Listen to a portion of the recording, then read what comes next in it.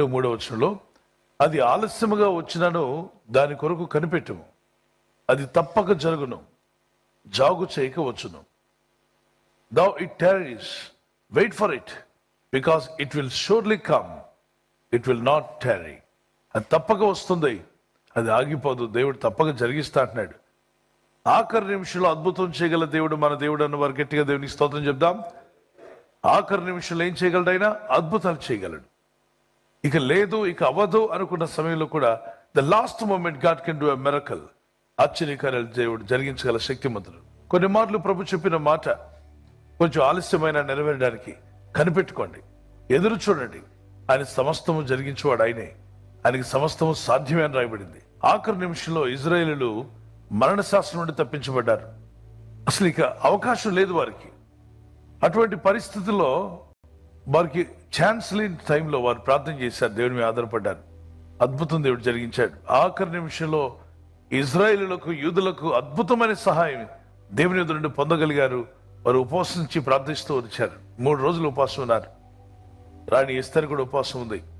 రాణి కదా, నాకేంటి అవసరం అని అనుకోలేదు, తగ్గించుకుని ఉపవాసం నుంచి ప్రార్థించింది. యూదులందరూ ఫాస్టింగ్ నుండి ప్రార్థన చేశారు, దేవుని దగ్గర గోచాడారు. ఇక వారికి వేరే ఛాన్స్ లేదు. పిల్లలు, బిల్ పాస్ అయిపోయింది, జియో పాస్ అయిపోయింది. ఇంకా వారు ఎవరు మార్చగలరు? శాసనం ఎప్పుడైతే అమలుపరచబడిందో దాన్ని ఎవరు కాదనడం లేదు. డేట్ వచ్చేస్తుంది. యూదులందరూ కూడా చిరఛేదనం చేయబడడానికి అందరూ పక్కన ఉంటుండే వారు యూదులను చంపడానికి అన్ని రెడీ చేసుకున్నారు. ఈలోగా 3 దినాలు ఎడతెగని ప్రార్థన దేవుని సన్నిధికి చేరింది. వారి మొర పరలోక కోర్టుకు చేరగానే పరలోకమందున్న దేవుడు తన దూతలను పంపి రాజశాసనాన్ని రద్దు చేసి ఇజ్రాయేలును మరణ శాసనం నుండి యూదులందరూ కూడా తప్పించిన దేవునికి మహిమ కలుగునుగాక. అద్భుతంగా తప్పిస్తాడు. ఆశ్చర్యతగా వారంతా కూడా తప్పించబడతారు. దేవునికి మహిమ కలుగునుగాక. ఆమేన్. ఆఖరి నిమిషంలో దొంగ రక్షించబడ్డాడు. లూక్ చాప్టర్ 23:43లో స్పష్టంగా మనం గమనిస్తే అతనికి ఇక అవకాశం లేదు. అతను చనిపోయే సమయం, ఇక నిద్రించే సమయం, మరణిస్తాడు కొద్ది నిమిషాలు, కొద్ది క్షణాల్లో. యేసు ప్రభువారు కూడా మరణిస్తున్నారు. మరి వీళ్ళకి రక్షణ ఎలా వస్తుంది? సహాయం ఎలా వస్తుంది? కానీ ఆఖరి క్షణంలో ఒకడు దేవుడిని ఎగతాళి చేస్తున్నాడు. ఎడవైపున వాడు, నువ్వు దేవుడు వేనాసులు, దేవుడు అయితే నువ్వు దిగి రావచ్చు కదా, నన్ను రక్షించవచ్చు కదా అని. చనిపోయేటప్పుడు కూడా వానికి దొంగ బుద్ధులు పోలా. కానీ చనిపోతున్న మరొక వ్యక్తి కుడివైపున దొంగ, ప్రభువా నీ రాజ్యంలో నన్ను జ్ఞాపకం చేసుకోవా, నీ రాజ్యంలో నన్ను జ్ఞాపకం చేసుకోవా, ఈ పాపిని జ్ఞాపకం చేసుకుని ఆయన అని ప్రార్థన చేశాడు. ఇక కన్ను మూసే ముందు ప్రార్థన, ఇక ఆఖరి కొన ఊపిరితో ఉన్నప్పుడు, ఇక చనిపోతాడు అనే సమయంలో ప్రార్థన చేశాడు. ఆ ప్రార్థన అద్భుతంగా మారింది. పిల్లరా, ప్రభు కూడా అక్కడ శిలువపై మానవ జాతి కొరకు ప్రాణం పెడుతున్నాడు. ఆయన నిద్రించబోతున్నాడు. మరణ సమయం వచ్చేసింది. ఇక వేరే అవకాశం లేదు. ఒకడు ప్రభుని ఎగతాళి చేస్తున్నాడు. చనిపోతున్నప్పుడు కూడా కొందరు హేళన చేస్తూనే ఉంటారు, దేవుణ్ణి దూషిస్తూనే ఉంటారు. వాళ్ళు పాడుబుద్ధి పోగొట్టుకోరు, మారు మనసు పొందరు. కన్ను మూసేటప్పుడైనా దేవుని వేడుకోవచ్చు కదా. కుడివైపున దొంగ అదే చేశాడు. ఎడవైపున దొంగ ప్రభుని దూషిస్తూ ఉంటే కుడివైపున వాడు అంటాడు, అసలు ఈ గొప్ప దేవుడిని అనడానికి నీకు నోరెలా వచ్చింది? ఈ ప్రభువుని అనడానికి నీకు నోరెలా వచ్చిందిరా అంటున్నాడు. ఎవరు? ఈ కుడివైపున దొంగ. ఆయన పరిశుద్ధుడు, పవిత్రుడు. ఆయన చేయని దోషానికి మానవ జాతి కొరకు శిక్షణ అనుభవిస్తున్నాడు. మనం అంటే ఇటువంటి పాపాలు చేశాం కాబట్టి మనకి ఇది తగిన శాస్తి. మనం పడుతున్నటువంటి ఈ వేదన, మనం చేసిన పాడు పనులకు తగిన శాస్తి దొరికింది. కానీ ఆయన అంటే కరుణామయుడు, దయామయుడు, ప్రేమమయుడు. ఆయన ఏ దోషం లేని వాడు, నిష్కల్మషుడు. ఆయనకి ఇది తగునా? ఆయనకి ఈ మరణ శాస్త్రం తగదు. అయినా కూడా మానవ జాతి కొరకు ఆయన మరణాన్ని భరిస్తున్నాడు. ఆయన అండానికి నీకు నోరేలా వచ్చిందని అంటూ ఈ కుడివైపున దొంగ అంటాడు ఆఖరి క్షణంలో, ప్రభా నన్ను జ్ఞాపకం చేసుకోవా, నీ రాజ్యంలో నన్ను జ్ఞాపకం చేసుకో. అసలు రాజ్యం ఏంటి, జ్ఞాపకం ఏంటి? చనిపోతున్నాడు కదా. ప్రభువారు కూడా నిద్రిస్తున్నారు, ఇతను నిద్రిస్తున్నాడు. ఇద్దరు చనిపోయాక మళ్ళీ రాజ్యం ఏంటి, జ్ఞాపకం ఏంటి? చనిపోయే వాళ్ళు ఏమంటారు? బతుకున్న మా పిల్లల్ని బాగా చూసుకోండి, భార్యను బాగా చూసుకోండి, అమ్మను బాగా చూసుకోండి అనాలి. కానీ ఇతను చనిపోతున్నాను, నన్ను జ్ఞాపకం చేసుకోమని అడుగుతున్నాడు. ఎలా? ఒక ప్రత్యక్షత. యేసు ప్రభువాన్ని పాజిటివ్గా ఆలోచన చేస్తే మీకు ఒక ప్రత్యక్షత ఇవ్వబడుతుంది, ఒక రెవల్యూషన్ ఇవ్వబడుతుంది. యేసు ప్రభువాన్ని నెగటివ్గా చూశారనుకోండి, ఒక మత నాయకుడిగాను లేకపోతే ఆయన ఒక మత స్థాపకుడుగాను చూస్తే మీకు నెగటివ్ థాట్స్ ఎక్కువైపోతాయి. కానీ ఆయన ఎవరు, ఎందుకు మరణించారు, ఎందుకు మరణించి తిరిగి లేచారు, ఎవరూ చేయలేదు, ఆయన ఎలా చేయగలిగారు? మరణమును జయించి తిరిగి లేవడమా? చరిత్రలో లేదే, మానవ చరిత్రలో ఆయన సజీవుడిగా ఉన్నాడా? అందరూ వారి గురువుల దగ్గరికి, సమాధుల దగ్గరికి వెళ్ళి మరి కార్యక్రమాలు చేసి వస్తుండగా యేసుప్రభువు వారి సమాధి ఖాళీగా ఉండడమా? ఇది ఏంటి ఆశ్చర్యం అని పాజిటివ్గా మీరు ఆలోచన చేసి, ప్రభా నీ నుండి నేనేమో నేర్చుకోవాలా, మీ యొద్ద నుండి నేను ఏదైనా పొందుకోవాలా, నా ఆత్మ రక్షణిస్తాన్నావుగా, నా ఆత్మకు రక్షణ ఇమ్మని ప్రార్థన చేయగలిగి పాజిటివ్గా ఆలోచన చేస్తే అద్భుతమైన ప్రత్యక్షత మీకు దొరుకుతుంది. నెగటివ్గా ఆలోచించిన వాడు ఎడవైపున దొంగ. ఆఖరి క్షణంలో ఆశీర్వాదాన్ని కోల్పోయాడు, ఆఖరి క్షణంలో దీవెన కోల్పోయాడు, ఆత్మరక్షణ కోల్పోయాడు. అవకాశం ఉండి కూడా, ప్రభు పక్కనే ఉండి కూడా రక్షణ పొందలేకపోయాడు. సమీపంగా ఉండి కూడా దేవుని వెలుగును అందుకోలేకపోయాడు. కుడివైపున్న వ్యక్తి ఆఖరి క్షణంలో అద్భుతాన్ని పొందుకున్నాడు, ప్రభుని వేడుకున్నాడు. ప్రభు నీ రాజ్యం ఉంటుంది కదా, నీ రాజ్యంలో నన్ను జ్ఞాపకం చేసుకోమని. ఇతనికి ప్రత్యక్షత ఎలా వచ్చింది? చనిపోయే ముందు ప్రభు ఒక రాజ్యానికి అధిపతిని, ఆత్మలన్నిటికీ ఆయనే రాజని, ఈ చనిపోయిన మానవాత్మలన్నీ ఆయన కలవాలని, ఆయనకు రాజ్యం ఉందని, ఆ రాజ్యంలో ఈ చనిపోయిన ఆత్మలన్నీ వెళ్తాయని, ఇంత గొప్ప ప్రత్యక్షత రెవల్యూషన్ ఎలా వచ్చింది దొంగకి? ప్రభుని పాజిటివ్గా ఆలోచించి చూశాడు. ఈరోజు మీరు ప్రభుని ఎలా చూస్తున్నారు? ఒక మత నాయకుడిగానా, ఒక అవతార పురుషుడిగానా? అలా అయితే మీ జీవితంలో ఎప్పటికీ ఆయన ఇచ్చే రక్షణ మీరు పొందలేరు, ఆయన ఇచ్చే ఆత్మీయ ఆనందాన్ని పొందలేరు, నిత్య జీవాన్ని అసలే పొందుకోలేరు. లేదా బ్రిటిష్ వాళ్ళ దేవుడిగా చూస్తుంటే ఏనాటికి దేవుడిచ్చే ప్రేమలోకి నువ్వు రాలేవు. ఆయన నీకు ఉచితంగా ఇస్తున్న ఈ గొప్ప రక్షణ భాగ్యాన్ని అనవసరంగా మీ ఇంటి వద్దకు వచ్చిన దీపాన్ని కాల్దన్నట్టు అవుతుంది, పోగొట్టుకుంటారు. ఆ సమయంలో కుడివైపున్న వాడు వెంటనే వేడుకుంటాడు, ప్రభా నువ్వు ఆత్మలకు రాజు, ఆత్మల లోకానికి రాజువు, నువ్వే రారాజువి. ఎవరు చనిపోయినా ఆ ఆత్మ నిన్ను కలవాల్సిందే. కనుక నేను చనిపోతున్నాను సెలవులో, మీ రాజ్యంలో నన్ను జ్ఞాపకం చేసుకోండి. అయ్యా మీ రాజ్యం వచ్చినప్పుడు ఈ పాపిని జ్ఞాపకం చేసుకో, నన్ను మన్నించు అని వేడుకున్నాడు. అంతే, అతను వేడుకున్న మరుక్షణమే యేసు ప్రభువారు ప్రార్థన చేశాడు, కానీ వెంటనే జవాబు వస్తుందని మాత్రం అనుకోలే. కానీ ప్రభు వెంటనే జవాబు ఇచ్చాడు.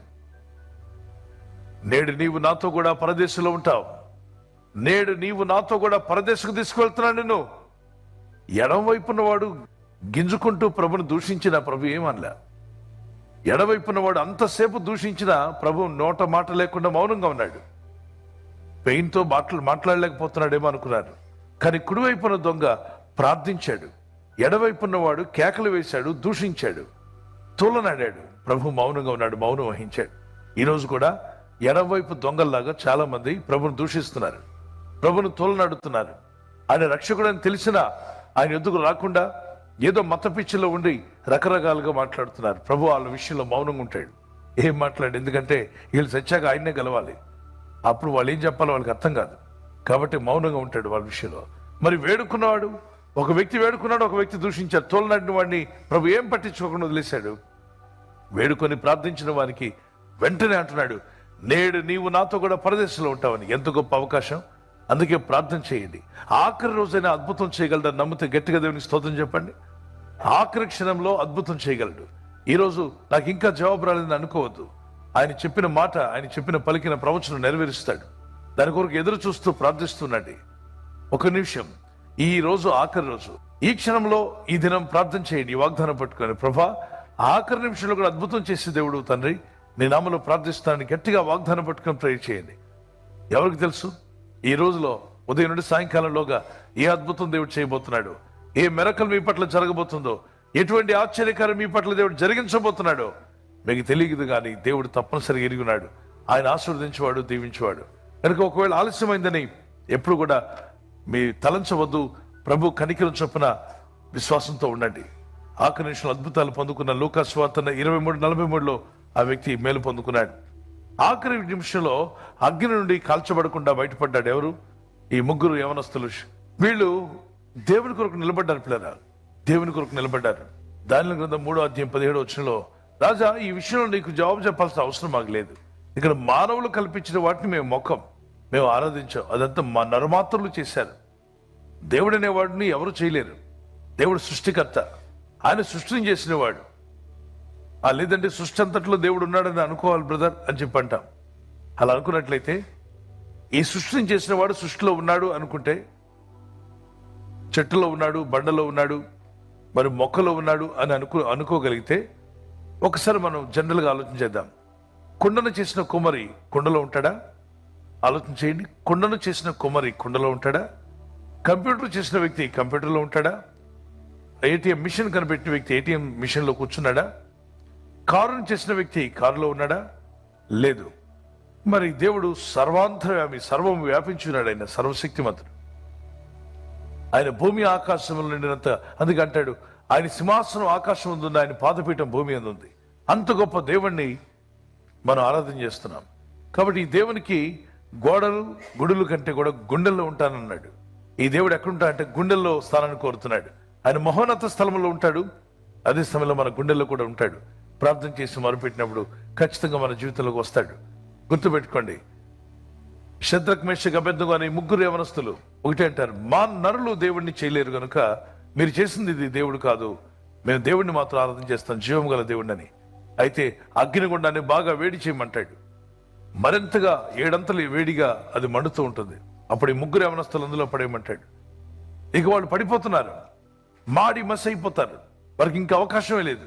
There is no second chance. రాజాగ్ని తీవ్రంగా ఉంది, అగ్నిగుండం బగుబగా మండుతూ ఉంది. ముగ్గురు యవనస్తులు కట్టారు. బలమైనటువంటి వాళ్ళు యోధులు వెళ్లి వారిని అందులో పడవేశారు. ఆ అగ్ని కీలలు, అగ్ని నాలుకలు బయటికి అంత వేడిగా ఉండబట్టి వీళ్ళ పడేయడానికి వెళ్ళిన వారు కాలిపోయి చనిపోయారు. బయట ఉండి వారిని పడేసిన వాడే కాలి చనిపోతే లోపల పడిన వాడు ఏమైపోవాలి? మాడి మస్ అయిపోవాలి కదా. అయితే వాళ్ళు మాడి మస్ అయిపోలేదు. తేజోమడిన 4వ వ్యక్తి ఎవరో ఒక అతను వచ్చి ఆ ముగ్గురు మధ్యలో నడుస్తున్నాడు. ఈ ముగ్గురు మనుషులు కాలిపోకుండా ముగ్గురు మధ్యలో నడుస్తున్నాడు. ఆఖరి క్షణంలో అద్భుతం అనండి, ఆఖరి నిమిషంలో అద్భుతం జరిగింది. ఈ మధ్యలో ఉన్న వ్యక్తి ఎవరు? యేసుక్రీస్తు ప్రభువారే. మరి పాత నిబంధనలు లేరని అనుకుంటాం, కానీ ఉన్నారు పిల్లరా. ఆయన పాత నిబంధనలో ఉన్నాడు, కృత నిబంధనలో కూడా ఉన్నాడు. కృత నిబంధనలు మానవ దేహంతో వచ్చాడు. పాత నిబంధనలు తన భక్తులు ప్రార్థన వింటూ ఆయన ప్రార్థనలోకి వచ్చినట్టుగా మనం చూస్తున్నాం. వారు దేవుని మీద విశ్వాసం ఉంచున్నారు. వారు ఒక మాట అంటారు, మేము సేవించున్న మా దేవుడు ఈ మండుచున్న గుండములను తప్పించగల సమర్థుడు. మన దేవుడు సమర్థుడు అనండి ఒకసారి. సమర్థుడు. మిమ్మల్ని విడిపించుటకు సమర్థుడు, మిమ్మల్ని బాగు చేయుటకు సమర్థుడు, మిమ్మల్ని స్వస్థపరచుటకు సమర్థుడు, మీ అప్పు బాధలను మిమ్మల్ని విడిపించుటకు సమర్థుడు, మీ కుటుంబాన్ని మీ బిడ్డలను ఆశీర్వదించుటకు సమర్థుడు, ఆఖరి రోజును దీవించుటకు సమర్థుడు, అలాగే నెక్స్ట్ ఇయర్ లో ప్రవేశపెట్టుటకు సమర్థుడు. సమర్థుడైన దేవుని గట్టిగా దేవునికి స్తోత్రం చెల్లిద్దాం. Praise the lord. ఆఖరి నిమిషంలో అద్భుతాలు చేసే యేసయ్యకు మహిమ కలుగును గాక. ఆఖరి నిమిషంలో దానియేలు సింహాల నోళ్ళ నుండి రక్షించబడ్డాడు. దానియేలు 6:22 ఇతను కూడా ఉదయం మధ్యాహ్నం సాయంత్రం ప్రార్థించేవాడు. రోజుకు 3 మార్లు ప్రార్థించే వ్యక్తి ఎవరంటే దానియేలు అని చెప్పి అంటాం. రోజుకు 7 మార్లు స్తుతించే వ్యక్తి ఎవరంటే దావీదు అని చెప్తాం. ఆ ఇద్దరు డి మీదే స్టార్ట్ అయ్యారు. దావీదు ప్రార్థన చేస్తాడు, స్తుతిస్తాడు. దానియేలు కూడా ప్రార్థనాపరుడు. ప్రతి ఉదయమన ప్రార్థనా స్తుతి. ఈయన ఇంట్లో 2 జరుగుతాయి. ఈయన గదిలో ప్రార్థిస్తాడు, ప్రార్థన అయిన తర్వాత స్తోత్రాలు చెప్తాడు. ఏమని? ప్రార్థనలకు జవాబిచ్చినందుకు స్తోత్రం, నేను అడిగినవన్నీ నాకు దయచేసినందుకు స్తోత్రం అని. కనుక ఊరికి ప్రార్థన ఒకటి చేసి మానేకండి. ప్రార్థించిన మీరు ప్రభా ఇవి దయచేసేవని నమ్ముచున్నామని దేవుని స్తుతించండి. మీరు అడిగినప్పుడు వాటన్నిటిని పొంది ఉన్నామని నమ్ముడి, అప్పుడు అవన్నీ మీకు అనుగ్రహింపబడినని మార్క్స్ 11:24-25 రాయబడింది. ఖచ్చితంగా మీరు అడుగుతున్నప్పుడు నమ్మండి, ప్రభు మీకు ఇస్తాడని. దానియేలుని తీసుకెళ్లి సింహాల బోన్లో పడేశారు.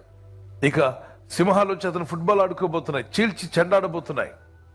మన దేశంలో నేరస్తులకు ఉరి వేసి చంపుతారు. ఒక్కో దేశంలో ఒక సిస్టమ్ ఉంది. నెబుకద్నెజర్ టైంలో బబులోన్ అనేటువంటి ఆ దేశంలో సింహాలు, ఆకలితో ఉన్న సింహాల మధ్యలో పడేస్తారు మనిషిని. ఆ నేరస్తులను సింహాలు చీల్చుకుని తినేస్తాయి. అటువంటిది రాత్రి తీసుకొచ్చి పడేశారు. తెల్లవారు వరకు ఆయన చనిపోకుండా అలాగే బతుకున్నాడు. సింహాల మధ్యలో దానియేలు ప్రార్థన చేస్తున్నాడు. సింహాల నోర్లను దేవుడు మూసివేశాట. పరలోకంలో దూత వచ్చి వాటి నోర్లు మూసివేసింది. దానియేలుకి ఆశ్చర్యం అనిపించింది. ఏంటి ప్రభా, ఈ సింహాలేంటి నాతో కూర్చొని ఆమెను చెప్తున్నాయి? ఇవి నన్ను తినాల్సినవి కదా, నన్ను మింగేయాల్సిన సింహాలన్నీ నా చుట్టూ కూర్చొని అవి అక్కడ దేవదూత కనబడితే అవి ఎక్కడ తింటాయి? దేవుడు ఆజ్ఞాపించాడు సింహాలను గద్దించగా. దానియేలు గారు పక్కన కూర్చొని, దానియేలు గారు మీ ప్రార్థన మీరు చేసుకోండి, మేము ఆమెను చెప్తాం అని చెప్పి ఆమెను చెప్తూ ఉన్నాయి. దానియేలు గారు ప్రార్థన. దానియేలు గారు ఎక్కడైనా ఆమెను చెప్తే ఎప్పుడు తినేస్తాయని చెప్పి ఈయన ప్రార్థన ఆపకుండా నాన్ స్టాప్ ప్రార్థన చేస్తున్నాడు. ఎవరు? దానియేలు గారు. ఇదేంటి ప్రభా, పిల్లి పిల్ల కూడా నా ముందు అలా కూర్చోదు, ఈ సింహాలను పిల్లి పిల్లలా కూర్చోబెట్టావు, నా ప్రార్థనకు ఆమెను చెప్తున్నాయి ఇవి. ఈరోజు మీరు అనొచ్చు, ఏంటి ఆ సింహాలని? మీ శత్రువులు కూడా మీ ప్రార్థనకు ఆమేన్ చెప్పే రోజు వచ్చునుగాక. మీకు విరోధులు కూడా మీరు చేస్తున్న ప్రార్థనకు అవును ప్రభా ఆ బిడ్డను దీవించు, అవును తండ్రి ఆ కుమారుని దీవించు, ఆ ఇంటిని ఆస్వాదించమని మీ గురించి మీరు చేసే ప్రార్థనకు వారు ఆమేన్ చెప్పే రోజు వచ్చునుగాక. మీ శత్రువులను మిత్రులుగా మార్చగల దేవుడు. ఒకసారి నేను అడుగుతాను, దానియేలు జీవితంలో అద్భుతం ఎప్పుడు జరిగింది చెప్పండి? ఆఖరి నిమిషంలో. షద్రక్ మేషక్ అబేద్నెగో జీవితంలో ఎప్పుడు జరిగింది అద్భుతం? ఆఖరి నిమిషంలో. మీ జీవితాల్లో కూడా ఆఖరి నిమిషాలు అద్భుతాలు చేయగలరని నమ్మితే దేవునికి స్తోత్రాలు చెల్లిద్దాం. Praise the lord. ప్రార్థన చేసుకుందాం పిల్లరా. ప్రభా, ఆఖరి నిమిషంలో ఇజ్రాయేలును మరి విడిపించడానికి ఇక అవకాశమే లేదు, మార్గం లేదు, ఇక ఉద్యోగం లేదు, ఇక దారి లేదు అంటున్నావు కదా. ఆ రోజు వారికి కూడా దారి లేదు, వారికి కూడా ఒక మార్గం లేదు. నిర్గమకాండం 14, 21, 31 వచనంలో 21 నుండి 31 వచనం వరకు వేరే మార్గం లేకుండా ఉంది. వారు ముందుకు పోదామంటే మార్గం లేదు పిల్లరా. ఆ సమయంలో వారు ఏడుస్తూ ప్రార్థన చేస్తూ ఉన్నారు, దేవుని సన్నిధిలో మొరపెడుతూ ఉన్నారు. అంతే, దేవుడు అద్భుతం చేశాడు. ఎర్ర సముద్రం 2 పాయలుగా చీల్చివేసి ఆయన మార్గాన్ని ఏర్పాటు చేశాడు. ఎర్ర సముద్రం ఏంటి, 2 పాయలుగా చీలిపోవడం ఏంటి, దానిలో మార్గం ఏంటి? ఇది సూపర్ న్యాచురల్ కాదు. నీ దేవుడు నీ కొరకు సూపర్ న్యాచురల్ కార్యాలు చేయగలడని నమ్మితే గట్టిగా దేవునికి స్తోత్రం చెప్దాం. అవకాశం లేని దగ్గర, ఇక అవకాశమే లేని దగ్గర దేవుడు అవకాశాలు ఇస్తాడు. ద్వారాలన్నీ మూయబడ్డాయా? నూతన ద్వారాన్ని దేవుడు తెరవగలడు. నమ్ముచున్నాను అన్నవారు మీ చేతిని పైకెత్తండి. షల్ వి ప్రే. ప్రార్థన చేసుకుందాం. పరిశుద్ధుని నామములో ప్రార్థన చేస్తున్నాం. అది ఆలస్యముగా వచ్చినాను, దాని కొరకు కనిపెట్టుము, అది తప్పక జరుగును, జాగు చేయక వచ్చును అని చెప్పిన ఈ వాగ్దానం పట్టుకొని ప్రే చేద్దాం అందరూ కూడా. లెట్స్ ఆల్ ప్రే. పరిశుద్ధమైన మా తండ్రి, నీ నామములో ప్రార్థిస్తుండగా నీ ప్రజలను జ్ఞాపం చేసుకునండి, నీ ప్రజలను దర్శించండి మా తండ్రి. అయ్యా, ఆలస్యంగా వచ్చినప్పటికీ ఆశ్చర్య కార్యములు జరిగించేవాడు, కనికరం గల మా దేవా, నీ కృప చూపమని వేడుకుంటున్నాను. నీ సహాయం దయచేయము నాయన. నీ చిత్తం నెరవేర్చుము, నీ ఉద్దేశం నెరవేర్చను మా కుటుంబాల్లో. నీ కృప చూపండి ప్రభా. ఆలస్యముగా జరిగిన అద్భుతం చేస్తావు, ఆలస్యమైన ఆశ్చర్యాలు జరిగిస్తావు. ఆఖరి క్షణంలో అద్భుతములు చేయడానికి స్తోత్రమయ్యా. ఈ రోజు నీ ప్రజల జీవితంలో ఆశ్చర్యాలు జరుగునుగాక, మిరకల్స్ జరుగునుగాక. ఈ వాగ్దానం పట్టుకొని ఈ ఉదయకాలం నుండి ప్రార్థన చేస్తున్న ప్రతి ఒక్కరిలో ఆఖరి క్షణంలో అయినా ఆశ్చర్యాలు జరిగించమని వేడుకుంటున్నాం తండ్రి. దానియేలు జీవితంలో ఆఖరి క్షణంలో అద్భుతాలు చేశారు. షద్రక్ మేషక్ అబేద్నెగోలో ఆఖరి నిమిషంలో యవనస్తుల జీవితంలో అద్భుతాలు చేశావు. ఎస్తేరు ప్రార్థన విని ఆఖరి నిమిషంలో అద్భుతాలు జరిగించావు. కృపగల మా తండ్రి, ఈ సంవత్సరానికి ఆఖరి సమయం నాయన, ఆఖరి రోజు, ఆఖరి ఉదయం మనం ప్రార్థన చేస్తున్నాం. ఈ ప్రార్థనలో పాల్గొన్న ప్రతి ఒక్కరిని దర్శించండి. ఈ వాగ్దానం ఎత్తి ఎవరైతే ప్రార్థిస్తారో వారి జీవితంలో ఆశ్చర్యములు జరిగించి మీరు మహిమ పొందమని. నువ్వు సమర్థుడు నాయన, సమస్తం చేయగల సమర్థుడు. వారికి ఉన్న అనారోగ్యం తొలగించగల సమర్థుడు, వారింటిని బాగు చేయగల సమర్థుడు. నేను విడిపోయిన వారిని కలపగల సమర్థుడు, విడిపోయిన కుటుంబాలను బాగు చేయగల సమర్థుడు. ఏకాంగులను సంసారాలుగా చేయవాడు. ఆయన కుటుంబంలో నష్టపోయిన వారందరూ తిరిగి కోలుకోవడానికి సాయం దయచేది. ఐసీలో, హాస్పిటల్లో రోగంతో బాధపడుచున్న వారికి స్వస్థతనిచ్చుటకు నువ్వు సమర్థుడు నాయన. వారికి ఇప్పుడే మంచి ఆరోగ్యములు దయచేది.